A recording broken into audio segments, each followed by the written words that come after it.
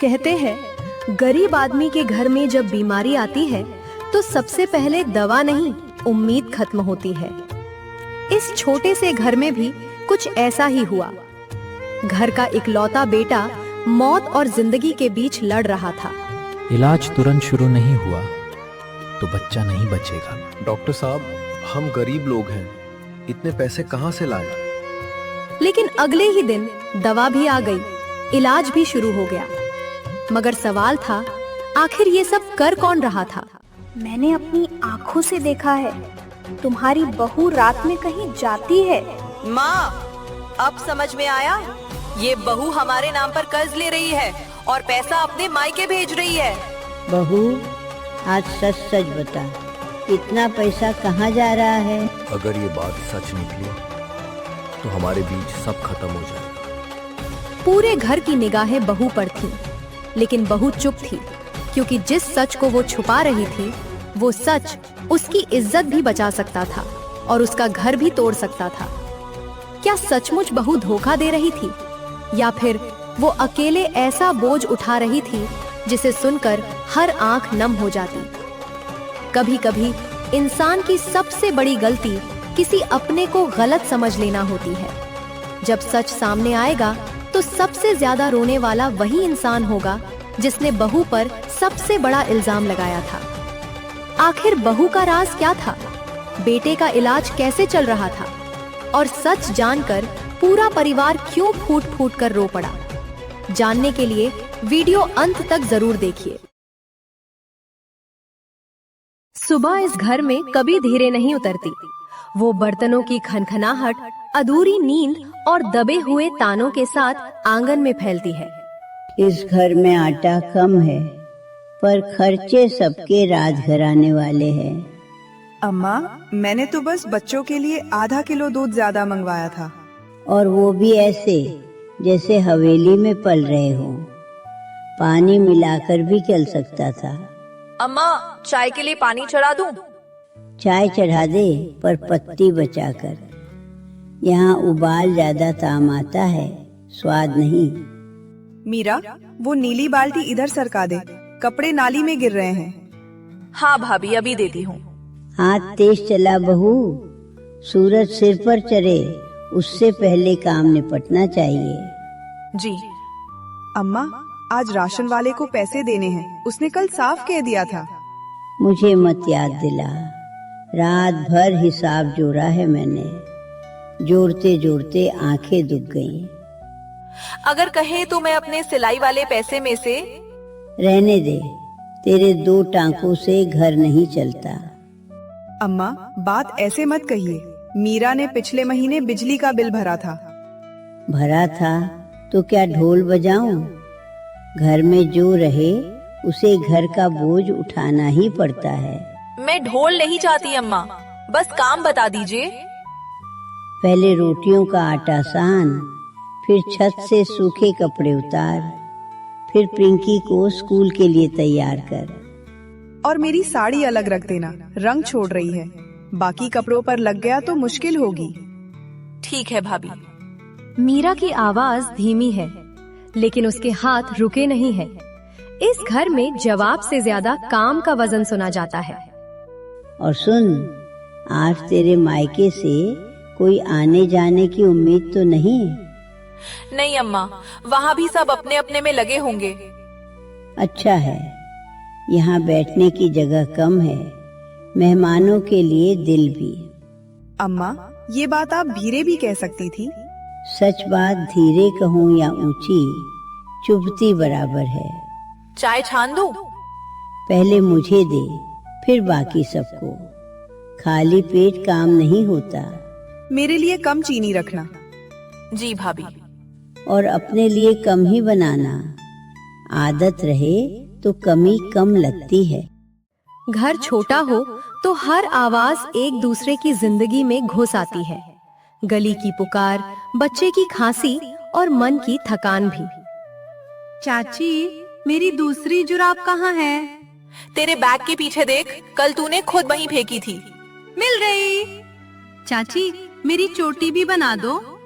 पहले दूध खत्म कर, फिर चोटी बनेगी। मुझे ऊपर की मलाई नहीं पसंद। पसंद नापसंद बड़े घरों में होती है, यहाँ जो मिला वही अच्छा। ला, मैं छान देती हूँ, पिंकी आराम से पी लेगी। तू हर बार इसे बचा लेती है, इसलिए ये नखरे करती है। बच्ची है अभी, सुबह सुबह डांट से दिन भारी हो जाता है। और ज्यादा दुलार से सिर चढ़ जाता है। दादी, आज स्कूल में ड्राइंग है, मुझे हरा रंग चाहिए। हरा रंग? पिछले हफ्ते ही तो डिब्बा लिया था। रोहन ने तोड़ दिया। सब कुछ टूटता इसी घर में है, डिब्बे, चप्पल और सब्र। मेरे सिलाई वाले डिब्बे में एक छोटी हरी पेंसिल है, वही दे दूं? सच? फिर मैं पेड़ बना लूंगी। तू अपने काम की चीजें भी बांट देती है मीरा, बाद में खुद ढूंढती फिरती है। बच्चों की चीजें लौट आती हैं भाभी, कुछ चीजें देकर मन हल्का हो जाता है। मन हल्का करने से राशन का थैला भारी नहीं होता। अम्मा, आप हर बात पैसे पर क्यों ले आती हैं? क्योंकि दुकानदार आशीर्वाद नहीं लेता, रुपए लेता है। आज मैं दोपहर तक ब्लाउज की सिलाई पूरी कर दूंगी, शाम तक पैसे मिल सकते हैं। कितने मिलेंगे? अगर नाप ठीक बैठा तो 150। 150 में अब क्या आता है? गैस, तेल, दाल सब हवा हो गए हैं। फिर भी थोड़ा सहारा तो होगा। चाची, मेरी चोटी टेढ़ी हो रही है। अरे सीधी कर रही हूँ, तू सिर मत हिला। मीरा, तेरे हाथ बहुत साफ हैं, सिलाई भी अच्छी, बाल भी अच्छे। हाथ साफ हो तो अच्छा है, किस्मत भी साफ हो जाए तो घर संभल जाए। किस्मत का क्या है अम्मा, उसे भी शायद रास्ता पूछना पड़ता है। तू कभी कभी ऐसी बात कह देती है कि चुप लग जाती है। मीरा मुस्कुराती तो है, मगर उसकी आंखों के नीचे की थकान बता देती है कि वो रातों में सिर्फ सोती नहीं, सोचती भी है। अच्छा, अब बातें बहुत हो गईं। कावेरी, तू सब्जी काट। मीरा, तू ऊपर वाले कमरे से पुराना डिब्बा उतार ला। कौन सा डिब्बा अम्मा, लोहे वाला या लकड़ी वाला? लकड़ी वाला, जिसमें पुराने कागज रखे हैं। वही जो बाबूजी के जाने के बाद से बंद पड़ा है? हाँ वही। आज देखना है उसमें कुछ काम की चीज बची भी है या नहीं। ऊपर का कमरा घर का सबसे शांत कोना है, पर शांति यहाँ भी ठहरी नहीं। वो पुराने सामान, बंद डिब्बों और भूले हुए कागजों में अटकी हुई है।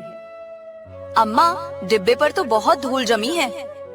धूल झार, ताला देख खुलता है या नहीं। चाबी कहाँ है? उसी कील पर टंगी होगी, दरवाजे के पीछे। मिल गई, जंग लगी है थोड़ी। धीरे खोलना, कहीं लकड़ी टूट ना जाए।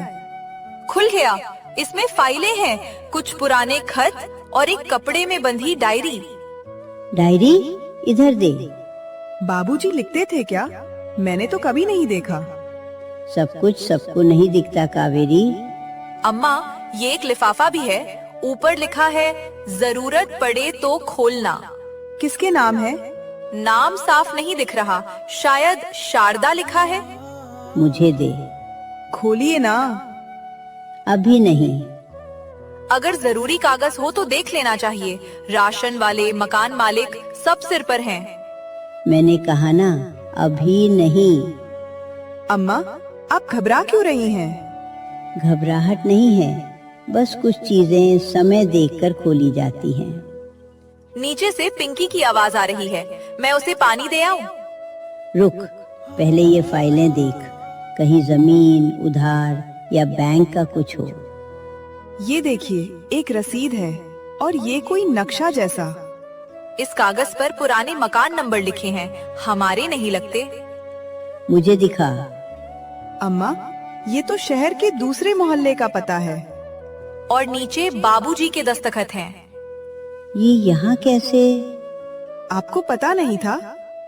बहुत कुछ था जो उन्होंने मुझे भी नहीं बताया। अम्मा, लिफाफा कांप रहा है आपके हाथ में, बैठ जाइए। मीरा, तू पढ़ सकती है साफ साफ? मेरी आंख धुंधला रही है। हाँ, अगर आप कहे तो पढ़ दूं? नहीं, 1 मिनट, पहले दरवाजा बंद कर दे। दरवाजा बंद? ऐसी क्या बात है? हवा अचानक भारी लगने लगती है। नीचे वही घर है, वही सुबह है, लेकिन इस छोटे कमरे में जैसे किसी और कहानी का दरवाजा खुलने वाला है। दरवाजा बंद कर दिया। अब लिफाफा खोल और जो लिखा हो एक शब्द भी छोड़े बिना पढ़। अम्मा, अंदर एक चिट्ठी है और साथ में एक छोटी चाबी। किस चीज की चाबी? पता नहीं, पर चिट्ठी की पहली लाइन में लिखा है, अगर ये तुम्हारे हाथ तक पहुंची है तो समझो मैंने सच बहुत देर से छोड़ा है। मीरा के होठों पर अटकी पहली पंक्ति अभी कमरे में तैर ही रही थी कि नीचे आंगन से आई तेज दस्तक ने उस रहस्य को बीच में रोक दिया। घर के भीतर छिपी बेचैनी अब बाहर की दुनिया से टकराने वाली थी। ये कौन इस तरह दरवाजा पीट रहा है? सुबह सुबह चैन भी नहीं है इस घर में। मीरा, चिट्ठी संभाल। मैं देखता हूँ, कोई बाहर शोर न करे, बस यही चाहिए था। भैया, आवाज कुछ जानी पहचानी लग रही है। अम्मा, चाबी और चिट्ठी मैं अपने दुपट्टे में रख लेती हूँ। हाँ, अभी किसी को मत दिखाना, पहले नीचे क्या आफत आई है देख ले। राघव सीढ़ियां उतरता है, बाकी सब उसके पीछे पीछे आते हैं, जैसे हर कदम के साथ घर का एक और राज खुलने को तैयार हो। बहुत देर करा दी दरवाजा खोलने में। 3 महीने का हिसाब हो गया, अब बहाने नहीं चलेंगे। मुंशी कैलाश। मुंशी जी, आप इतनी सुबह? उधार सुबह शाम नहीं देखता बहूजी, लाल बही में तारीख साफ लिखी है। मुंशी जी, अंदर आइए, धीरे बात कीजिए, मोहल्ले में तमाशा मत बनाइए। तमाशा मैं नहीं करता बेटा, तमाशा वो करते हैं जो पैसा लेते हैं और आग बचाते हैं। कैलाश, बात करने की तमीज रख, ये घर आज तक तेरे सामने झुका नहीं। अम्मा जी, तमीज तब रहती है जब हिसाब भी तमीज से चुकता हो। बस मुंशी जी, मेरे साथ आंगन के कोने में चलिए। राघव मुंशी कैलाश को आंगन के एक कोने में ले जाता है, पर आवाजें इतनी धीमी नहीं हो पाती कि घर के कान उनसे बच जाएं।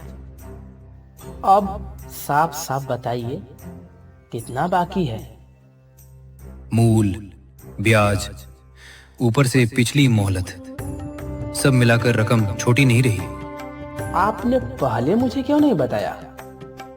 क्योंकि पैसे तुमने नहीं लिए थे, घर के नाम पर लिए गए थे। किसने लिए? नाम सुनकर क्या करोगे, पहले ये बताओ, चुकाओगे कैसे? तरीका मैं निकाल लूंगा, लेकिन मुझे सच जानना होगा। सच? सच ये है कि 3 महीने से मैं सिर्फ भरोसे पर खड़ा हूँ। भैया के चेहरे का रंग उतर गया है। मुझे अच्छा नहीं लग रहा, कुछ बहुत खराब है। मुंशी जी, थोड़ा वक्त और दे दीजिए। वक्त? मैंने वक्त ही तो दिया था, 1 हफ्ता, फिर 2, फिर पूरा महीना। रकम कितनी है कैलाश? आधी बात मत कर। अम्मा जी, रकम से ज्यादा बात उस वजह की है जिसके लिए पैसा गया। वजह? हाँ, वजह। और वही वजह इस घर में कोई खुलकर बोलना नहीं चाहता। आंगन में खड़ी हर सांस जैसे ठहर जाती है। लाल बही के पन्ने सिर्फ कर्ज नहीं, किसी छिपे फैसले की गवाही दे रहे हैं। मुंशी जी, इशारों में नहीं, सीधा बोलिए। सीधा बोलूं तो कुछ लोग बुरा मान जाएंगे। बुरा मानने का वक्त निकल चुका है, बोल। अच्छा, तो सुन लीजिए सब। पहली रकम दवा के नाम पर लिखवाई गई, दूसरी रकम जल्दी में ली गई, तीसरी बिना किसी मर्द के दस्तखत के। बिना मुझसे पूछे? तुमसे नहीं, घर की औरतों की तरफ से बात हुई थी। औरतों की तरफ से? किसने? मुंशी जी, सबके सामने ऐसा मत कहिए। क्यों न कहूं, जब उधार लिया गया तब भी तो घर का नाम लिया गया था। कावेरी, तुम्हें कुछ पता है? जवाब दे बहू। या फिर मैं ही बोल दूं? पैसा नीले के इलाज में लगा। नीले? इलाज? उसे क्या हुआ? नीले बीमार है। कब से? या फिर कैलाश जानता है कि उसका अगला वाक्य आग की तरह गिरेगा। वो सबके चेहरों को देखता है और फिर वही कहता है जिससे सबसे ज्यादा चोट लगे। या अपने मायके वालों को मदद भेजने के लिए? नहीं दीदी, तुम्हारा हाथ ठंडा पड़ गया। कावेरी का चेहरा एक पल में सफेद पड़ जाता है। मीरा घबराकर त्रिशा की बाह पकड़ लेती है। राघव की आंखों में पहली बार शक की छोटी लेकिन तेज चिंगारी दिखती है। सच क्या है कावेरी? अभी इसी वक्त बताओ। मैंने तेरी चुप्पी मुझे डरा रही है। देख लिया, जहाँ हिसाब गड़बड़ हो वहाँ जवाब भी अटकते हैं। आप बीच में मत बोलिए। कावेरी, मेरी तरफ देखो।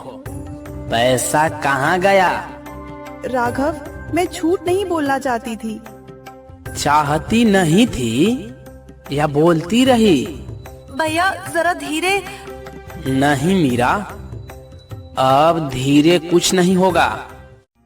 आरोप ने अपना काम कर दिया था। अब फैसला शब्द नहीं, साहस करेगा। कावेरी के होंठ कांप रहे थे, जैसे हर सच बाहर आने से पहले अपने ही डर से लड़ रहा हो। पैसा मायके नहीं गया, तो नीले के इलाज में गया। हे भगवान! पर नीले तो बस कमजोर लगता था। कैसी बीमारी? मुझे क्यों नहीं बताया गया? क्योंकि डॉक्टर ने पहले जांचें लिखी, फिर दवाएं, फिर कहा कि बात साधारण नहीं है। और ये बात तुमने मुझसे छुपाया? हाँ, मैंने छुपाया। क्यों? क्योंकि तुम पहले से काम, खर्च और अम्मा की दवाओं में टूट रहे थे। मुझे लगा 2 हफ्ते में संभल जाएगा, फिर लगा अगली रिपोर्ट ठीक आ जाएगी। फिर रकम बढ़ती गई और डर भी। लेकिन मुझसे भी? अम्मा, मैंने ही सबको छुपाने को कहा था। सबको? किस किस को पता था? डॉक्टर के पास मैं गई थी। एक बार मीरा साथ गई, दूसरी बार मुंशी जी से पैसे मैंने लिए। मैंने सिर्फ इतना जाना था कि नीले की जांच चल रही है। पूरी बात मुझे भी नहीं बताई गई थी। जांच? किस चीज का जांच? खून की और हड्डी की भी। इसका मतलब क्या है? डॉक्टर ने कहा था बीमारी गहरी हो सकती है। पक्की रिपोर्ट आने तक किसी को मत डराओ। मैंने भी यही समझकर मोहलत दी थी, पर मोहलत की भी हद होती है। कैलाश, अभी हिसाब की बात रोक। यहाँ बच्चा दांव पर है। मैं पत्थर नहीं हूँ अम्मा जी, पर रकम मेरी भी जिम्मेदारी है। एक पल में इल्जाम की दिशा बदल गई, लेकिन तनाव खत्म नहीं हुआ। अब सवाल उधार से बड़ा था। नीले की बीमारी कितनी गंभीर है और ये राज अब तक छुपाया क्यों गया? नीला अभी कहाँ है? नीचे वाले कमरे में सो रहा था। रात भर उसे बुखार था। मैं अभी देख कर आती हूँ। मैं भी चलती हूँ। अब हर कदम पैसों से हटकर धड़कनों की तरफ जा रहा था। कमरे का दरवाजा खुलते ही घर वालों को वो सच दिखा जिसे कावेरी कई दिनों से अकेले ढो रही थी। नीले, उसका चेहरा कितना तप रहा है। नीला, बेटा आंखें खोलो। बाबा, आप आ गए? हाँ, मैं यहीं हूँ। कैसी तबीयत है? चक्कर आ रहा है और पैरों में दर्द है। अरे राम, ये हाल था और मुझे कुछ नहीं बताया गया। अम्मा, मैं डर गई थी। डॉक्टर की रिपोर्ट कहाँ है? मेरी संदूकची में, उसी में पर्चियां भी हैं। मैं अभी लेकर आती हूँ। अगर अस्पताल ले जाना है तो देर मत कीजिए। अब तुम भी यही कह रहे हो? क्योंकि बच्चे की सांस और रंग दोनों ठीक नहीं लग रहे। भैया, इसका हाथ देखो, कितना ढीला है। अम्मा, आज स्कूल नहीं जाना। नहीं बेटा, कहीं नहीं जाना। बस आंखें बंद मत करना। राघव, बैलगाड़ी हो या रिक्शा, जो मिले तुरंत लाओ। पहले रिपोर्ट देखता हूँ, डॉक्टर ने क्या लिखा है यह जानना जरूरी है। ये रही फाइल, और ये लिफाफा भी उसी संदूकची में था। कौन सा लिफाफा? वही ऊपर वाले कमरे की चिट्ठी और चाबी कावेरी की संदूकची में दूसरी पर्चियों के नीचे रखी थी। क्या? नहीं, वो वहाँ कैसे? मतलब ये चिट्ठी और नीले की फाइल एक ही जगह थी? तो बात सिर्फ इलाज की नहीं है। मीरा, पहले रिपोर्ट खोलो, फिर वह चिट्ठी पढ़ना। एक भी चीज अब छुपी नहीं रहेगी। कमरे की हवा फिर बदल गई। बीमारी, उधार, छिपी चिट्ठी, छोटी चाबी सब एक ही धागे में बंधते दिख रहे थे। और तभी मीरा ने फाइल का पहला पन्ना खोला। उसका चेहरा जम गया। भैया, रिपोर्ट पर डॉक्टर ने लिखा है तुरंत बड़े अस्पताल में भर्ती करें, देरी जानलेवा हो सकती है। नहीं। और चिट्ठी, उसमें आगे क्या लिखा है? अगली लाइन है, जिस संदूक में ये चाबी छुपी है उसी में नीले की असली रिपोर्ट और उस उधार का कारण बंद है। मीरा के मुंह से रिपोर्ट की बात निकलते ही कमरे का सन्नाटा भारी हो गया। किसी को समझ नहीं आया कि पहले नीलय को संभाले, चिट्ठी पढ़े या उस सच को देखे जो इतने दिनों से घर के बीच छुपा बैठा था। 1 मिनट, मुझे बैठने दो। नीलय दीवार पकड़कर नीचे बैठ गया। उसकी सांस उखड़ रही थी। मीरा तुरंत उसके पीछे पहुंची और जल्दी से तकिया लगाकर उसे सहारा दे दिया। धीरे भैया, पीठ टिकाइए, ऐसे। हाँ।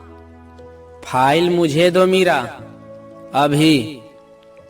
ये जांचें कब हुई और मुझे बताया क्यों नहीं? घर में पहले ही बोझ बहुत है, मैं अपना नाम उसमें और नहीं जोड़ना चाहता था। मैंने सोचा था 2-4 दिन में कुछ इंतजाम हो जाएगा, इसलिए चुप रही। 2-4 दिन? कावेरी, रिपोर्ट में साफ लिखा है कि देरी जानलेवा हो सकती है। ये कोई मामूली बुखार नहीं था। इसमें बड़े अस्पताल का नाम भी लिखा है। भर्ती, स्कैन, खून की और जांचें, सब अभी के अभी। और यह कब से चल रहा है? नीलय, सीधा जवाब दो। करीब 3 हफ्ते पहले चक्कर आते थे, फिर सीने में जकड़न शुरू हुई। 3 हफ्ते? और तुम रोज कहते रहे कि बस कमजोरी है। मैं सच बोलता तो घर में यही होता जो अभी हो रहा है।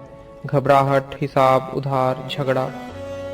झगड़ा नहीं बेटा, डर है, बहुत बड़ा डर। डर तो अब और बड़ा हो गया है। छुपाने से बीमारी छोटी नहीं होती। चिट्ठी पूरी पढ़ो मीरा, अभी। उसमें उधार का कारण भी लिखा है। लिखा है, जिस संदूक में ये चाबी छुपी है उसी में नीले की असली रिपोर्ट और उस उधार का कारण बंद है। नीचे एक और लाइन है, कैलाश से लिया पैसा नीले के इलाज की पहली किस्त थी। तो उधार घर खर्च के लिए नहीं लिया गया था? नहीं, आधा जांचों में गया, आधा दवाइयों में। मैं हर दिन सोचती रही कि कुछ बेचकर बाकी जोड़ दूंगी। मुझसे क्यों छुपाया? मैं इस घर का हिस्सा हूँ या नहीं? इसीलिए छुपाया। तुम्हारे सिर पर पहले ही सबका भार है। मैंने माँ को रोका था। और अब हालत यहाँ तक आ गई कि रिपोर्ट में जान का खतरा लिखा है। कमरे में पहली बार किसी ने साफ शब्दों में खतरे को स्वीकार किया। अब बात रहस्य की नहीं, समय की थी। कुछ ही पल बाद सब आंगन में आ गए।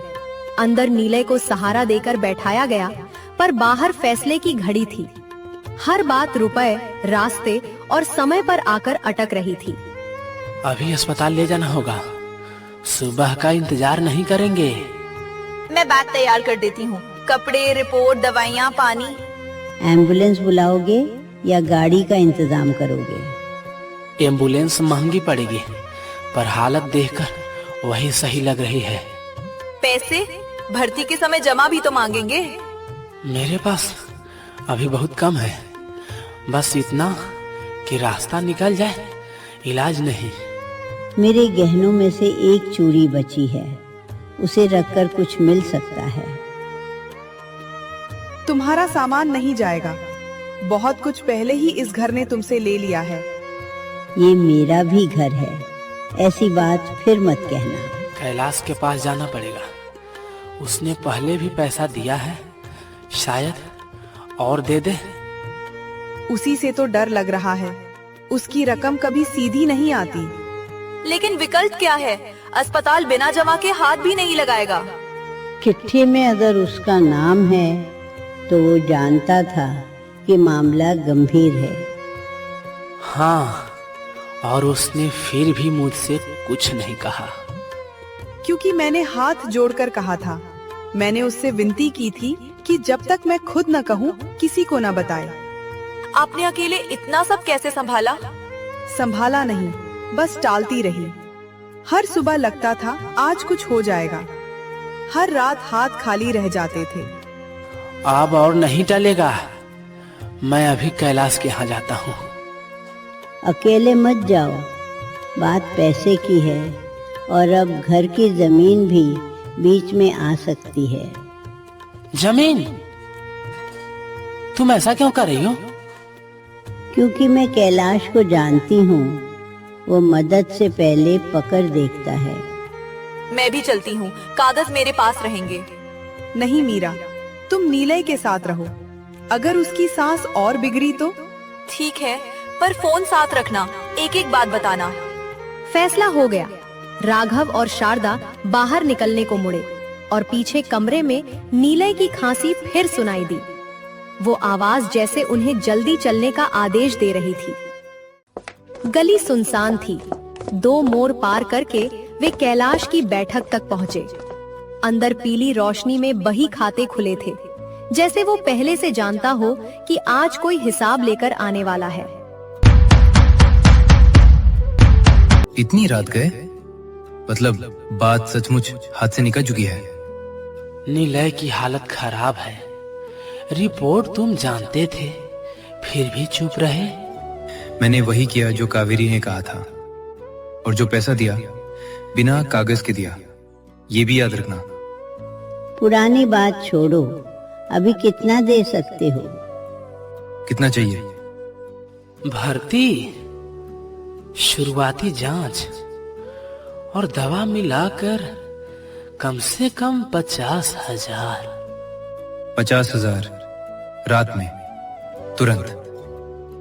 रकम छोटी नहीं है। जान बचाने के सामने कोई रकम बड़ी नहीं होती। बात सही है, इसलिए मदद करूंगा। साफ साफ कहो, बदले में क्या चाहिए? कैलाश ने कलम बंद की, बही का पन्ना सीधा किया और कुछ पल राघव को देखता रहा। उसकी चुप्पी ही शर्त का पहला हिस्सा थी। रकम मिल जाएगी, मगर एक शर्त पर। शर्त? कैसी शर्त? घर के पिछवाड़े वाला छोटा हिस्सा मेरे नाम गिरवी रखना होगा। क्या? वह हिस्सा? वहाँ तो रसोई का पीछे का रास्ता और छोटा आंगन जुड़ा है। तुम इलाज के बदले घर पर हाथ रख रहे हो।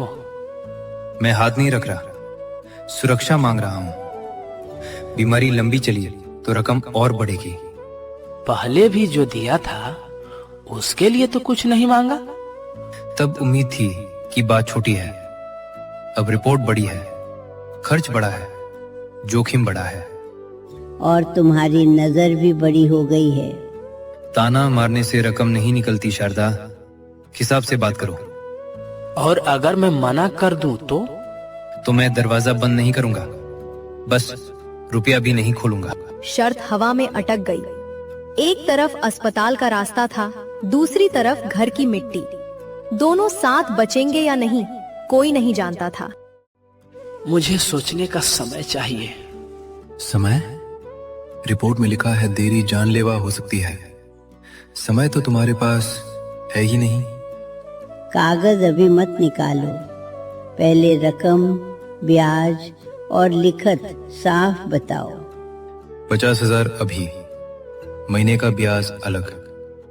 3 महीने में रकम ना लौटी तो गिरवी मेरे कब्जे में मानी जाएगी। यह तो गिरवी नहीं, फंदा है। फंदा बीमारी ने डाला है, मैंने नहीं। मैं सिर्फ रस्सी दे रहा हूं। ऐसी रस्सी जो गले में भी जा सकती है। ब्याज कम करो और कब्जे वाली लाइन हटाओ। एक बात कम करूंगा तो दूसरी बढ़ेगी। हिसाब बराबर रहना चाहिए। राघव की मुट्ठी बंद गई। उसे पहली बार लगा कि वह पैसे नहीं, अपने घर की सासों का सौदा सुन रहा है। भैया जल्दी बोलो, नीले की सांस फिर तेज हो गई है, हाथ ठंडे पड़ रहे हैं। मीरा, घबराओ मत, मैं बस बात कर रहा हूँ। बात बाद में करना, डॉक्टर ने कहा था देर मत करना। यहाँ वो ठीक से जवाब भी नहीं दे रहा। राघव, जो करना है अभी करो। मैं अपने हाथों से कागज पर अंगूठा लगा दूंगी, बस उसे बचा लो। हाँ बोलो। रिपोर्ट, चिट्ठी, चाबी सब संभाल कर रखना, कुछ भी इधर उधर मत होने देना। क्यों? क्योंकि मुझे लग रहा है यह उधार सिर्फ इलाज का मामला नहीं है। अगर शक करना खत्म हो गया हो तो फैसला करो, हाँ या ना। राघव, सोचो, एक दस्तखत से आधा घर खिसक सकता है। भैया नीले बेहोश हो रहा है। एक ही पल में सब धागे कस गए। रिपोर्ट, चिट्ठी, पुराना उधार, छोटी चाबी और अब गिरवी की शर्त। राघव ने कांपते हाथ से मेज पर रखी कलम की ओर देखा। ठीक है, कागज इधर करो, लेकिन पहले मैं पूरी लिखत पढ़ूंगा। कैलाश ने बही के नीचे से मुड़ा हुआ दस्तावेज निकाला। जैसे ही राघव ने पहला पन्ना खोला, उसकी नजर एक पुराने नाम पर अटक गई। वही नाम जो चिट्ठी के नीचे धुंधला सा पहले भी दिखा था। राघव की आंखें उस पुराने नाम पर अटक गईं। एक पल को जैसे कमरे की सारी आवाजें धीमी पड़ गईं। फिर नीलय की हांफती सांस ने उसे वापस उसी कठोर सच में खींच लिया। यह नाम, यही नाम चिट्ठी में भी था। कैलाश, यह सीधा उधार का कागज नहीं है ना? कागज में जो लिखा है वही सच है। जरूरत हो तो पढ़ लो, नहीं तो दस्तखत करो। लड़के की हालत देख रहे हो? भैया नीले की सांस और तेज चल रही है, उसका हाथ ठंडा हो रहा है, कुछ करो। बेटा, कागज बाद में भी देख लेना, पहले बच्चे को संभालो। मेरी तो हिम्मत ही टूट रही है। मैं संभाल ही तो रहा हूँ अम्मा, पर आंख बंद करके आधा घर किसी के हाथ में नहीं दे सकता। राघव, मेरी तरफ देखो। अभी जिद और समझदारी में फर्क करना होगा। गुस्से में लिया फैसला बाद में घर भी तोड़ता है, रिश्ता भी। मैं साफ कह चुका हूँ, बिना गिरवी के इतनी रकम अभी नहीं मिलेगी, और देर करोगे तो नुकसान तुम्हारा होगा। राघव की मुट्ठियां भीज गईं, फिर ढीली पड़ गईं। सामने मेज पर पड़ी कलम, पीछे नीलय की सांस और बीच में खड़ा उसका अपना डर, सब एक साथ उसे दबा रहे थे। जमीन गई तो फिर कमाकर बना लेंगे, बेटा गया तो नहीं लौटेगा। ये बात गांठ बांध ले राघव। माँ, ऐसी बात मत कहो। नहीं, आज साफ बात होगी। अगर ये कागज इलाज के बहाने घर पर कब्जा लेने का रास्ता है तो हमें अभी समझना होगा। तुम लोग कहानी बना रहे हो। उधार चाहिए तो भरोसा दिखाओ, नहीं चाहिए तो मेरा समय मत खराब करो। मीरा ने कांपते हाथ से पुरानी चिट्ठी निकाली। कागज पीला पड़ चुका था, पर नीचे का धुंधला नाम अब दस्तावेज के नाम से मिलता हुआ साफ लगने लगा। देखो यही नाम है, यहाँ धुंधला है पर वही है। भैया तुमने ठीक पहचाना था। कैलाश जी, अब सीधी बात कीजिए। ये पुराना हिसाब किसका है? राघव के पिता का या किसी और सौदे का? पुराने हिसाब में बहुत कुछ जुड़ा होता है। तुम्हें जितना जानना जरूरी है उतना कागज पर लिखा है। नहीं, आज पूरा जानना जरूरी है। मेरे बाबूजी ने किस बात पर उधार लिया था, इलाज के लिए या जमीन बचाने के लिए? उसने उधार लिया था, पर शर्त ऐसी नहीं थी। मुझे याद है उसने कहा था घर पर बात नहीं आएगी। यादें अदालत नहीं होती शारदा जी, दस्तावेज बोलते हैं। माँ, पानी। नीले बस अभी, भैया उसका सिर संभालो। राघव झटके से नीले के पास गया, उसके माथे पर हाथ रखा। बच्चा तप रहा था, लेकिन हथेलियां बर्फ जैसी ठंडी थीं। कमरे की बहस अचानक और निर्दयी लगने लगी। मीरा, पानी दो। कावेरी, खिड़की खोलो। अम्मा, उसके पैर मलो। हाय दैया, ये तो ढीला पड़ता जा रहा है। बेटा, देर मत कर। सुनो, फैसला 2 हिस्सों में करो। 1 अभी इलाज, 2 उधार का हिसाब अलग। दोनों को एक ही फंदे में मत बांधो। मैं भी वही कह रहा हूँ। अभी रकम चाहिए तो गिरवी रखो, बात की बात बाद में करना। नहीं, तुम वही कह रहे हो जो तुम्हारे काम का है। मैं वही करूँगा जो मेरे घर के काम का है। राघव फिर मेज के पास आया। उसने कलम उठाई, दस्तावेज पर नजर डाली और पहली बार बिना कांपे गहरी सांस ली, जैसे भीतर कोई गांठ खुलने लगी हो। राघव, डर से मत लिखो। जो लिखोगे वही आने वाले सालों तक तुमसे जवाब मांगेगा। मैं तेरे साथ हूँ बेटा। घर बचा तो अच्छा, नहीं बचा तो फिर बना लेंगे, पर फैसला तेरी रीढ़ तोड़े बिना होना चाहिए। भैया मैं भी यही कहूँगी, नीले को अभी अस्पताल पहुँचाओ। बाकी कागज का जवाब हम मिलकर देंगे। बहुत सलाह हो गई, या तो दस्तखत करो या मैं चलता हूँ। फिर बाद में मेरी शर्त और कड़ी होगी। देखो, धमकी मत दो, काफी देर से सुन रहा हूँ। धमकी नहीं, हिसाब है। हिसाब? तो सुनो मेरा हिसाब भी। बाबूजी की चिट्ठी छिपी रही, नाम दबाया गया, शर्त आखिरी पल में निकाली गई। यह सीधा सौदा नहीं है। उसने धीरे से कलम मेज पर रख दी। आवाज बहुत हल्की थी, पर कमरे में जैसे वही सबसे भारी बात बन गई। गिरवी नहीं रखूंगा, पर उधार का एक एक पैसा लौटाऊंगा। जितना सही है उतना पूरा लौटाऊंगा। बिना लिखत के, बिना सुरक्षा के मैं कोई दान नहीं बांटता। फैसला होते ही कमरे की हवा बदल गई। डर खत्म नहीं हुआ था, पर अब वो दिशा पा चुका था। राघव ने मोबाइल खोला और पहला नंबर मिलाया। हरीश भैया, मैं राघव बोल रहा हूँ। नीलय की हालत बहुत खराब है, आपकी गाड़ी अभी चाहिए, तुरंत। मैं चौक के पास हूँ, 5-7 मिनट में पहुँचता हूँ। बच्चे को तैयार रखो। धन्यवाद भैया, सीधे दरवाजे तक आना। मैं कपड़ा और रिपोर्ट ले आती हूँ। चिट्ठी और चाबी भी साथ रखती हूँ। हाँ, सब एक थैली में रखो, कुछ भी पीछे मत छोड़ना। अब दूसरा फोन करता हूँ। उसने अगला नंबर मिलाया।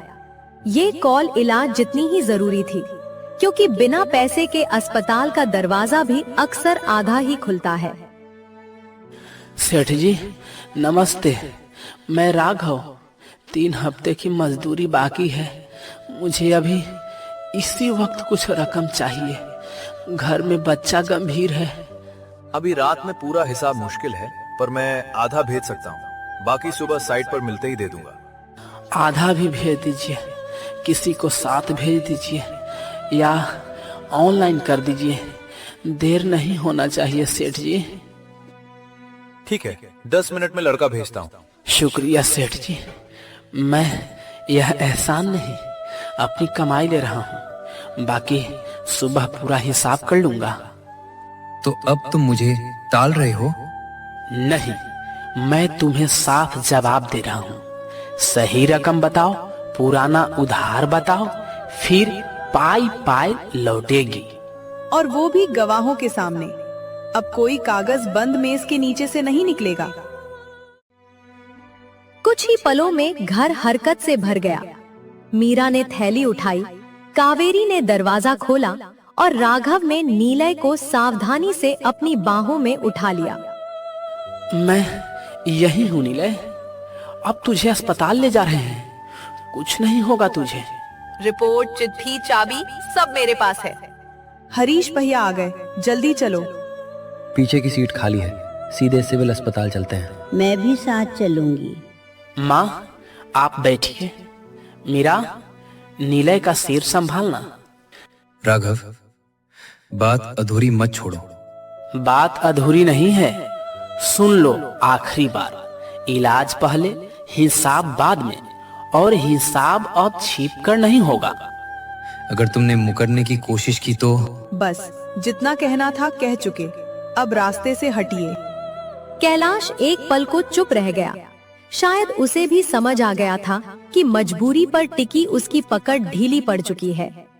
बेटा, आज तूने घर भी बचाया है और अपना माथा भी ऊंचा रखा है। घर दीवारों से नहीं, अपने लोगों से बचता है अम्मा। पहले नीलय को बचाते हैं, बाकी सब लौट आएगा। चलो भैया, देर हो रही है। गाड़ी आगे बढ़ी तो पीछे छूटता घर पहली बार बोझ नहीं, भरोसा लगा। कागज, चिट्ठी, चाबी और पुराना उधार, सबका जवाब अब होगा, लेकिन झुककर नहीं।